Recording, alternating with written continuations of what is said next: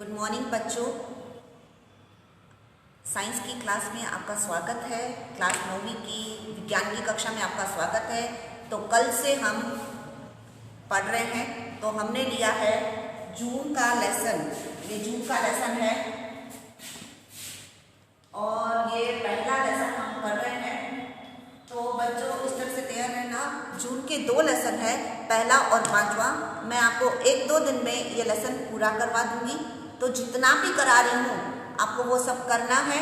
और किताब के पीछे आपके पास, सबके पास किताब है, नहीं है आप स्कूल आके लेके जा सकते हो। ये किताब के पीछे के जो प्रश्न उत्तर हैं वो सब देखो, छोटे छोटे प्रश्न उत्तर ही हैं। वो सारे प्रश्न उत्तर आपको करने हैं, छोटे छोटे ही हैं। तो जैसा मैं समझाती जा रही हूँ रोज़ का रोज़ सुन लो। तो कल हमने पढ़ा था पदार्थ की अवस्थाओं के बारे में। पदार्थ की 3 अवस्थाएं, ठोस, द्रव्य, गैस और कणों की लाक्षणिकताओं के बारे में बच्चों हमने पढ़ा था। तो आज का क्या टॉपिक है? आज का हमारा टॉपिक है, क्या हम पदार्थ की अवस्था में परिवर्तन कर सकते हैं? तो इसका मतलब ये हुआ, क्या मैं ठोस को द्रव्य में या द्रव्य को गैस में बदल सकती हूँ? और अगर बदल सकती हूँ तो मैं उसको किस तरह से बदलूंगी?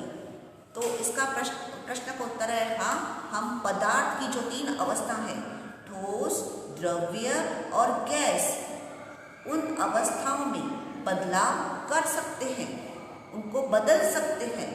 पर किसकी वजह से बदल सकते हैं? तापमान देकर। तापमान का मतलब होता है गर्म करके, उसका टेम्परेचर बढ़ाकर, तापमान में बढ़ोतरी करके हम ठोस को द्रव्य में और द्रव्य को गैस में बदलते हैं। अब रोज आप जानते हो, आपके पास जो मम्मी सब्जी बनाती है कि नहीं बनाती है? कठोर के रूप में दाल बनती है कि नहीं बनती है? रोज बनती है ना। तो दाल की अवस्था पहले कैसी होती है? ठोस अवस्था होती है कि नहीं होती है?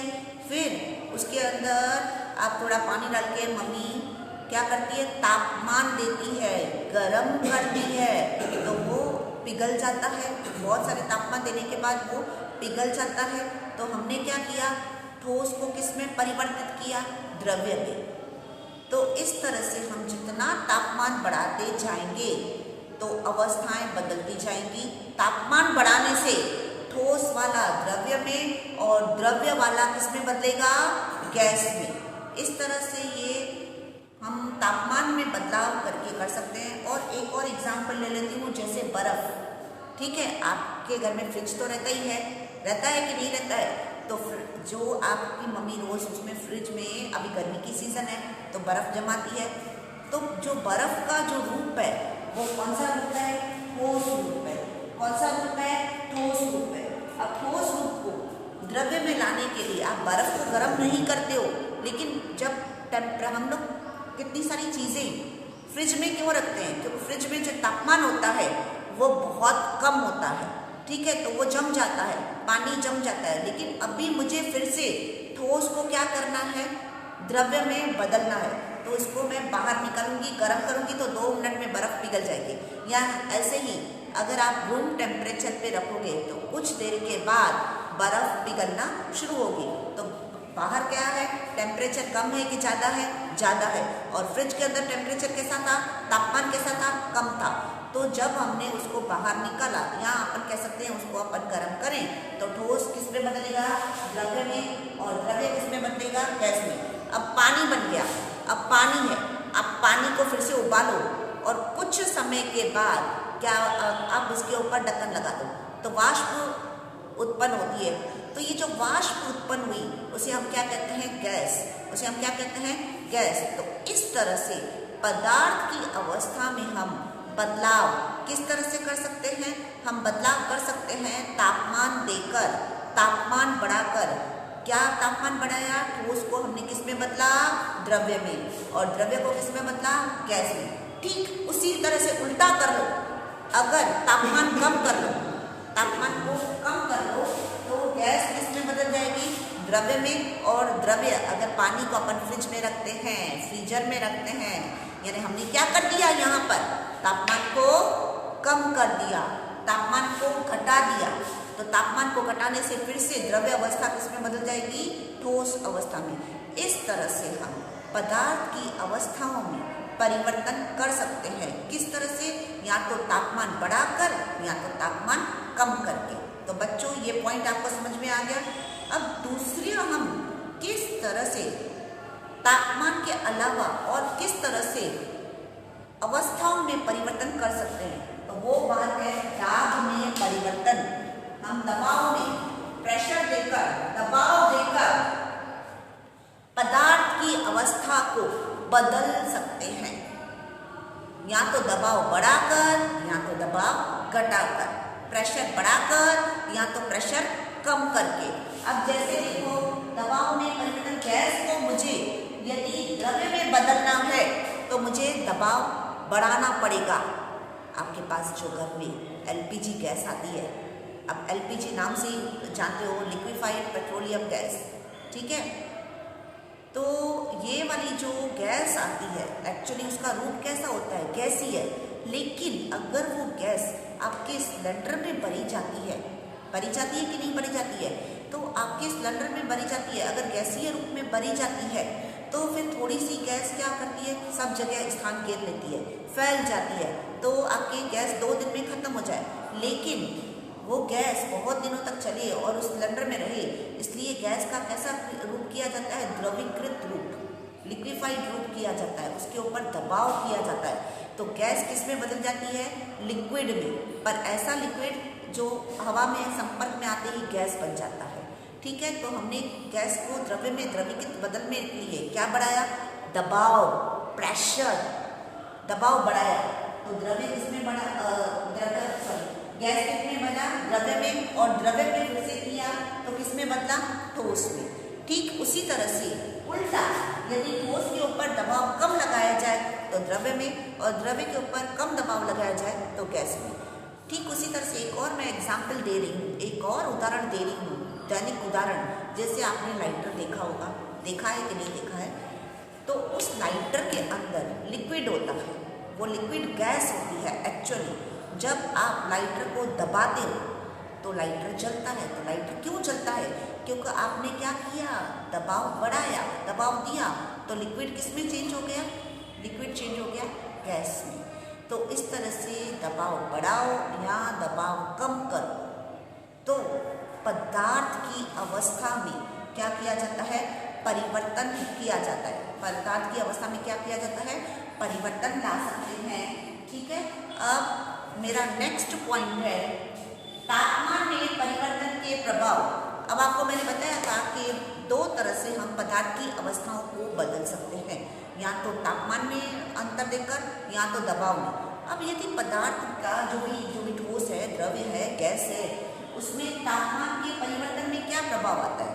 मान लो उसका एक प्रभाव है गलनांक बिंदु। अब निचली कक्षाओं में भी आप ये सब सीख चुके हो कि जिस तापमान पर ठोस पिघलने लगता है उस तापमान को गलनांक बिंदु कहते हैं। जैसे बर्फ है, ठीक है, बर्फ की अवस्था कैसी है? ठोस अवस्था। तो उसके लिए एक प्रयोग हम करते हैं गलनांक बिंदु को समझने के लिए। आपका पेज नंबर 7 पे दिया हुआ है, देखो इधर। आप अपने घर में भी ये कर सकते हो। आप बर्फ लेकर, ठीक है, अब हमने यहाँ पर एक कांच का बीकर लिया है, आप ध्यान से देखो, कांच का बीकर लिया है, बर्फ डाली है और इसको हमने इधर थर्मामीटर लगाया है कांच की छड़ मिक्स करने के लिए, जैसे पिघलता जा रहा है तो मिक्स करने के लिए, और थर्मामीटर डाला है नोट करने के लिए टेम्परेचर कि किस तापमान पर बर्फ पिघलने लगती है। तो बर्फ को हम गर्म करेंगे और एक अवस्था ऐसी आएगी, एक्चुअली जो बर्फ रखी रहती है ना उसका टेम्परेचर माइनस में होता है। कैसा होता है बच्चों? माइनस में होता है। अब आप कहीं कश्मीर इन दिनों गर्मियों के दिनों में क्यों ठंडक पसंद है, क्यों एसी पसंद है? क्योंकि वहाँ का टेम्परेचर कम होता है, तो कम टेम्परेचर में ठंडक ज़्यादा मिलती है। तो यहाँ पर भी बर्फ़ का जो टेम्परेचर है लेस देन 0 डिग्री सेंटीग्रेड, मतलब 0 डिग्री से भी कम है, माइनस में है। लेकिन जैसे जैसे हम उसको गर्म कर रहे हैं तो एक टेम्परेचर ऐसा आएगा कि वो बर्फ क्या करेगी, पिघलने लगेगी। तो जिस तापमान पर बर्फ का अवस्था कैसी थी, ठोस अवस्था, फिर हम टेम्परेचर यानी थर्मोमीटर से नोट कर सकते हैं। तो जिस तापमान पर बर्फ पिघलने लगती है उस तापमान को हम क्या कहते हैं, गलनांक बिंदु। तो आपने पढ़ा होगा ना, बर्फ का गलनांक बिंदु कितना है, 0 डिग्री सेंटीग्रेड। कितना है, 0 डिग्री सेंटीग्रेड या 273 केल्विन। क्या कहते हैं, 273 केल्विन या 0 डिग्री सेंटीग्रेड, बात एक ही है। ठीक है। अब हर चीज का गलनांक बिंदु अलग अलग होता है। ठोस सब होती हैं पर सबका तापमान, जो गलन का तापमान है वो एक जैसा नहीं होता। जो जल्दी से जल जाता है उसका गलन बिंदु कम होता है और जो देरी से पिघलने लगता है उसका गलनांक ज़्यादा होता है। जैसे मान लो लोहा है, लोहे को आप गर्म करो, बहुत देर तक गर्म करने के बाद लोहा तब 1500 डिग्री के बाद ही जाकर वो पिघलने लगता है। तो जिस टेम्परेचर पर, जिस तापमान पर लोहा पिघला उस तापमान को कहते हैं गलनांक बिंदु, गलन बिंदु। ठीक है, या इसको इंग्लिश में कहते हैं मेल्टिंग पॉइंट, एमपी। क्या कहते हैं, मेल्टिंग पॉइंट। मेल्टिंग का मतलब होता है गलन होना। तो हर एक का गलन बिंदु अलग अलग होता है। कोई जल्दी से, जैसे आपके घर में मक्खन रखा रहता है ना, अब जब फ्रिज में रहता है तो कठोर होता है, लेकिन थोड़ी देर में ही आपने बाहर रखा तो वो आपका जो रूम टेम्परेचर 30-35 डिग्री के आसपास जब आता है तो वो पिघलने लगता है। तो हर एक का जो गलन बिंदु है वो अलग अलग होता है। ठीक है। तो आज मैंने इतना आपको ये बता दिया कि पदार्थ की अवस्थाओं में, यानी ठोस अवस्था है, ठोस को द्रव्य, द्रव्य को गैस, किस तरह से हम बदल दे सकते हैं। तो दो तरह से बदल दे सकते हैं, या तो तापमान में परिवर्तन लाकर या तो दबाव में परिवर्तन लाकर। तो बच्चों में जितना पढ़ा रही हूँ ना उतना सब पढ़ लेना। ये वाला एमसीक्यू में बार बार पूछा जाता है कि बर्फ का गलन बिंदु कितना है, तो आप क्या कहोगे, 0 डिग्री सेंटीग्रेड या फिर कहोगे 273 केल्विन। ठीक है। तो ये छोटे छोटे एमसीक्यू, जब मेरा ये लेसन पूरा हो जाएगा ना तो मैं कुछ क्वेश्चंस आपको ऐसे होमवर्क दे दूंगी, आप लोग नोटबुक में ऐसे कर देना, तो वो मैं नोट बना के व्हाट्सएप में सेंड कर दूंगी। तो इसलिए जितना पढ़ाती हूँ, जो ग्रुप में नहीं जुड़े हैं, जो ए वाले बच्चे हैं उनका भी बढ़ जाएगा, या तो हमारी उन बच्चों को कह देना यूट्यूब पे आदर्श महाविद्यालय लिखा हुआ है उसको क्लिक करें, तो आपको, जिनको मेरा लाभ नहीं मिल रहा है, मतलब जो ए और सी वाले हैं जिनका अभी ग्रुप नहीं बन रहा है पर उनको पढ़ना है, मैं उन, जब ग्रुप बन जाएगा, आज ही बन जाएगा तो मैं डाल दूंगी, तो तब तक वो उसमें से कर ले। ठीक है। अपने मित्रों को ये कहना, अपना ख्याल रखना। मिलते हैं कल, फिर से मिलते हैं।